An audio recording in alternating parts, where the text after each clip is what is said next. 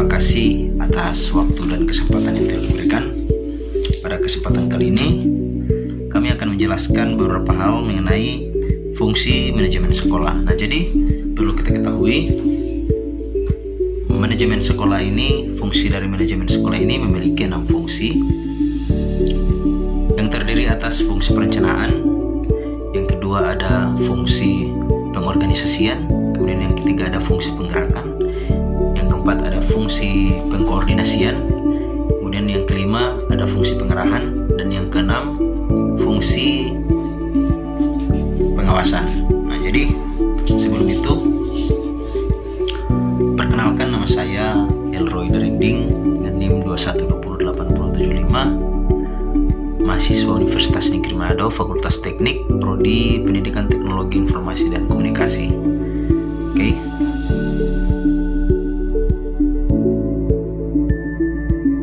Baik, perkenalkan, nama saya Berta Virginia Lalo dengan NIM 2120834, mahasiswa dari Universitas Negeri Manado, Fakultas Teknik, Prodi Pendidikan Teknologi Informasi dan Komunikasi. Pada saat ini saya akan menjelaskan fungsi dari perencanaan pendidikan. Fungsi dari perencanaan pendidikan itu adalah sebuah bentuk antisipasi terlebih dahulu terhadap hambatan atau resiko yang akan dialami pada saat perencanaan pendidikan, atau mengimplementasikan secara nyata. Dengan mengetahui itu, maka orang tua maupun para pelaku pengembangan pendidikan sudah mempersiapkan solusi yang terbaik terhadap resiko yang akan dialami ataupun dapat meminimalisir resiko yang akan diterima nanti, sehingga tujuan dari perencanaan dapat dicapai dengan maksimal. Dengan contohnya yaitu melibatkan seluruh komponen sekolah dengan berdasarkan data yang objektif tentang sekolah dan jelas operasionalnya. Dengan pengertian secara umum yaitu pada sebuah usaha atau sadar yang dilakukan oleh individu atau dapat mengetahui dan memperoleh ilmu pengetahuan baik dari pendidikan formal, non-formal maupun pendidikan informal. Demikian. Selanjutnya kita mulai dari fungsi pengorganisasian. Nah, jadi pengorganisasian itu merupakan kemampuan yang dimiliki oleh kepala sekolah, guru, tenaga pengajar, dan personil-personil sekolah lainnya dalam melakukan kegiatan manajerial untuk mencapai suatu tujuan tertentu. Nah, jadi perlu kita ketahui, kegiatan manajerial ini adalah kegiatan administratif dan eksekutif. Nah, jadi intinya pengorganisasian itu merupakan suatu pembagian tugas yang mana sudah ditentukan dalam struktur organisasi itu. Kepala sekolah ini merupakan suatu kepala organisasi. Nah, jadi sudah terstruktur di mana di situ ada kepala sekolah, ada wakil kepala sekolah, kemudian ada kepala sekolah bagian kesiswaan, kemudian di bawahnya juga ada bagian tata usaha. Nah, jadi pengorganisasian ini sendiri bertujuan untuk mengatur atau menata rapi agar semua pihak atau semua anggota dari organisasi itu sendiri bekerja sesuai dengan porsi yang sudah ditentukan. Nah, jadi itu.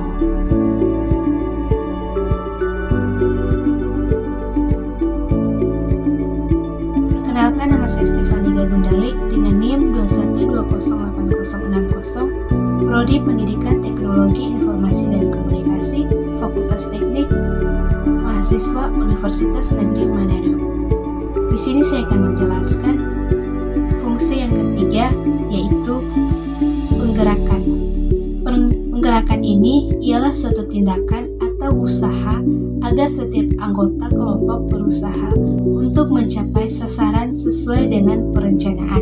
Contohnya, memberikan motivasi.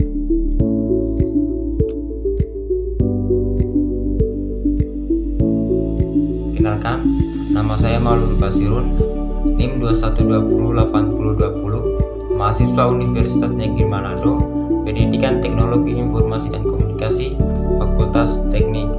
Di sini saya akan menjelaskan tentang fungsi pengkoordinasian. Fungsi pengkoordinasian adalah proses pengaturan, memadukan, atau mengintegrasian kepentingan bersama untuk mencapai tujuan bersama secara efisien dan efektif.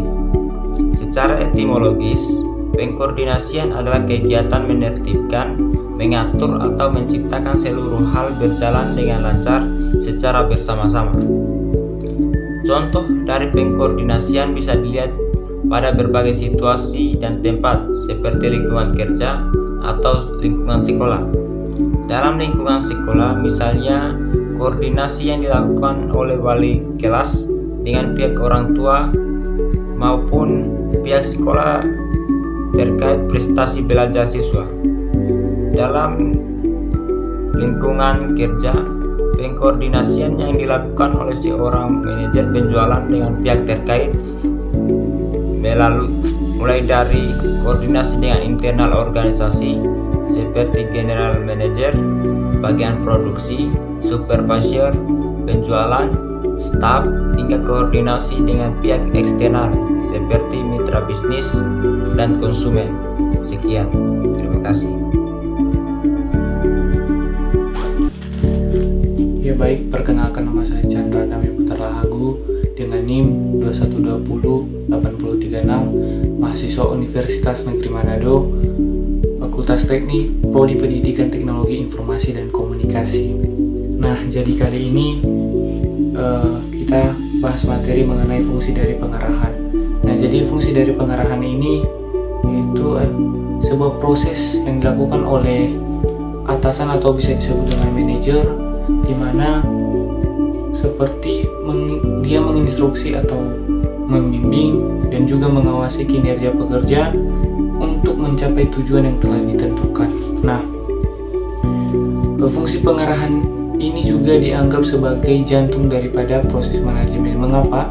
Karena dengan tidak terlaksananya fungsi pengarahan ini, maka kelima fungsi yang termasuk pada fungsi manajemen sekolah ini tidak akan berjalan dengan baik jika fungsi daripada pengarahan ini tidak terlaksana.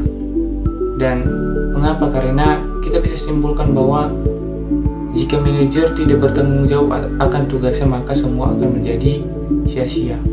Dan juga fungsi pengarahan ini memiliki beberapa karakteristik, yaitu pertama, karakteristik pervasif, di mana dia itu memberi inspirasi kepada bawahannya. Nah, jadi contohnya yaitu seperti manajer memberi bimbingan arahan terhadap semua pekerja yang telah mengambil bagian dalam perusahaan tersebut. Dan kemudian kedua yaitu aktivitas berkelanjutan. Nah, jadi yang dimaksud dengan aktivitas berkelanjutan ini yaitu kegiatan yang secara terus-menerus yang dilakukan dalam perusahaan tersebut, di mana dengan ada baiknya rasa kepedulian terhadap perusahaan tersebut atau kegiatan tersebut, sehingga kolaborasi antara pekerja dengan manajer dapat saling berhubungan. Dan juga ketiga yaitu human factor. Nah, human factor ini fungsinya yaitu mengarahkan. Nah, jadi sama halnya dengan bagaimana manajer mengarahkan semua karyawan-karyawannya. Begitu juga dengan aktivitas kreatif. Nah, aktivitas kreatif ini yaitu membantu dalam mengubah rencana kinerja. Nah, tanpa fungsi ini maka sia-sia. Kenapa saya bilang begitu? Kalau memang kinerja pekerja yang dari pekerja-pekerja tersebut tidak dapat terlaksana dengan baik, maka bisa dikatakan tidak aktif ataupun tidak berarti. Dan juga fungsinya dari eksekutif, di mana dilakukan oleh semua manajer, di mana setiap perusahaan pasti ada semua yang bertanggung jawab terhadap perusahaan tersebut. Contohnya kalau dalam sekolah, yaitu atasan sekolah yang selalu memantau ataupun selalu mengawasi semua guru-guru ataupun siswa yang telah berada dalam pendidikan tersebut. Dan juga itu aktivitas kreatif. Nah, aktivitas kreatif ini ya pekerjaan yang dilakukan dengan cara yang lebih teliti dan lebih mempunyai kecerdasan atau logika yang bisa menjangkau kinerja-kinerja kerja yang lebih mantap. Dan juga terakhir yaitu fungsi dari delegasi. Nah, fungsi dari delegasi ini yaitu fungsi yang berhubungan dengan manusia. Nah, jadi kita sudah tahu kalau fungsi delegasi ini ya seseorang yang bisa memotivasi diri orang lain untuk bisa memberi semangat, untuk bisa memberi bimbingan, untuk bisa memberi arahan terhadap orang tersebut, ataupun bisa disebut dengan pekerja-pekerja yang termasuk dalam perusahaan tersebut. Kalau dalam sekolah atau dalam dunia pendidikan bisa disebut dengan atasan sekolah yang memberi motivasi terhadap seluruh guru, ataupun bisa disebut dengan seluruh siswa yang termasuk dalam pendidikan tersebut. Nah, jadi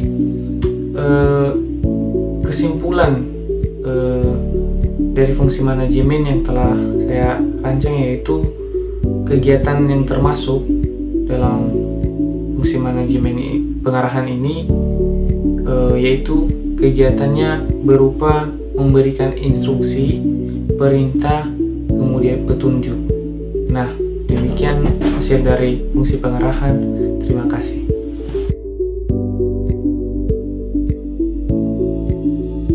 Dan untuk fungsi yang terakhir ialah pengawasan. Pengawasan ialah untuk menilai suatu pekerjaan atau aktivitas yang telah dilakukan. Pengawasan sangat perlu dilakukan karena fungsi ini untuk menentukan keberhasilan dari kegiatan tersebut. Contohnya, ketua dari kelompok tersebut selalu mengontrol setiap aktivitas yang dilakukan oleh anggotanya supaya apabila ada masalah,